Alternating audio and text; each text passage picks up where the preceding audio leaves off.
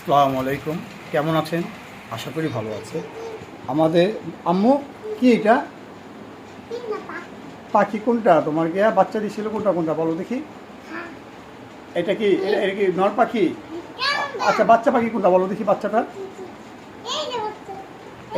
এটা বাচ্চা, হ্যাঁ। আরেকটা বাচ্চা কোথায়?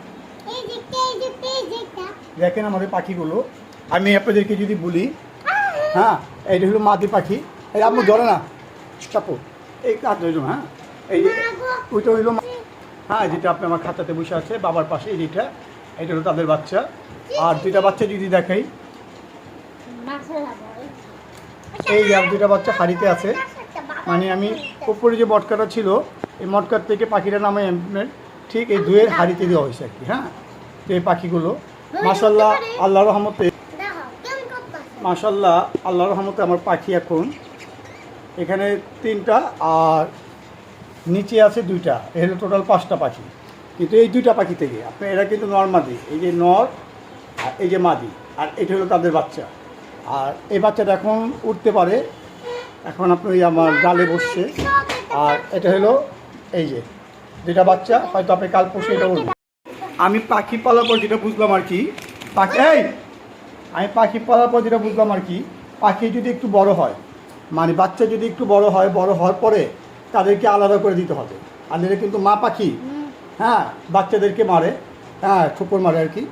আর এরপর আমার মেয়ে দেখেন দুষ্টামি লাগাই দিছে, আর আমার মাছগুলো কত সুন্দর করে খেলাধুলা করতেছে। তো কথা হলো গিয়ে কি, খেলাধুলা করে না, বলো বলো ক্যামেরার সামনে বলো। আপনাদেরকে দেখাই, এটা হলো আমার বারিন্দা। এই বারিন্দাটা কিন্তু আপনার টাইস করা ছিল। তো আমি এখানে কি করলাম, আপনার আমার মুরগি বাচ্চা 2টা অসুস্থ হয়ে গেছিলো, একটা মারা গেছে আর কি। এখন মোটামুটি 3টা বাচ্চা সুস্থ আছে।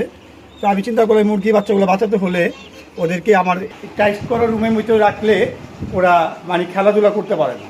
তো যখন খেলাধুলা করতে পারে না, তখন আমি কি করব? এখন তো আমার বাড়িতে আর মাটি নাই, মানে মাটি রাখার মতো কোনো স্কোপ নেই। তো আমার ছোটো বারিন্দাটা, তো এই বারিন্দাটার ভিতরে আমি একটু মাটি দিয়ে দিলাম। মাটি দেওয়ার পরে এই মুরগিগুলোকে ছেড়ে দিলাম। এখন দেখেন মুরগির বাচ্চাগুলো মাটি দিয়ে কত সুন্দর খেলাধুলা করতেছে, হ্যাঁ। আর এখানে আমি একটা বানাবো, আপনি নেট দিয়ে খাঁচা বানাবো।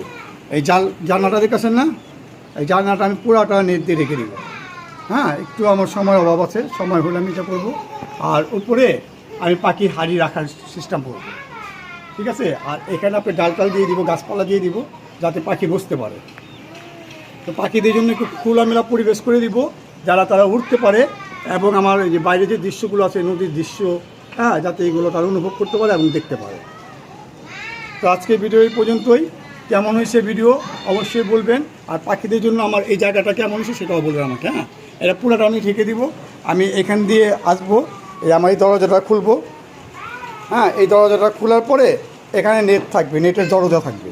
তো আমি এখান দিয়ে ঢুকে পাখিদেরকে এখানে খাবার টাবার দিব, পাখি খাবার খাবে। আর বাইরে যে অক্সিজেনটা, প্রকৃত অক্সিজেনটা, সেটা তারা নিতে পারবে। এখানে ডালপালা করবো, অনেক কিছু করবো আর কি, হ্যাঁ। তো আজকে ভিডিও এই পর্যন্তই। আল্লাহ হাফেজ।